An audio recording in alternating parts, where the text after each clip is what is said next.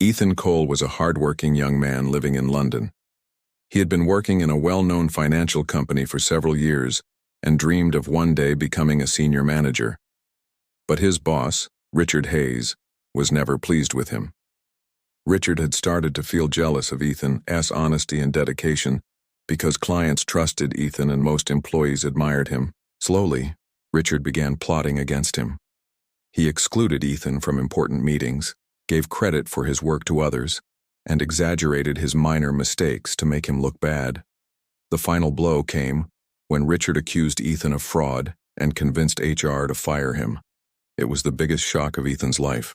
He walked out of the building silently, but in his heart he made a promise that one day he would return, not as an employee, but as a man in control. The next few years were anything but easy.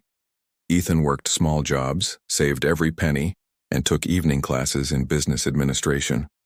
During this time, he started a small startup that slowly began to grow. He worked day and night, using the pain of his betrayal as fuel, and every single day brought him closer to his goal.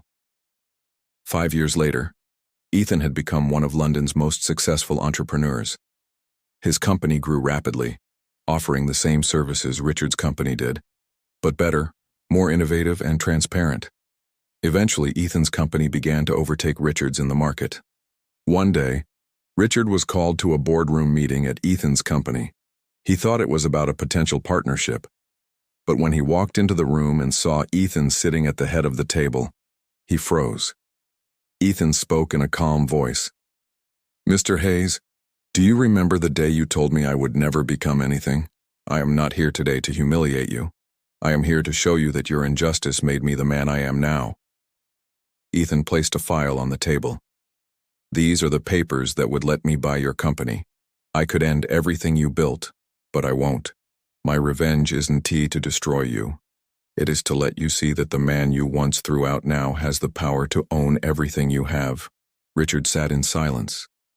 For the first time, he lowered his head and said quietly, "Ethan, you've won."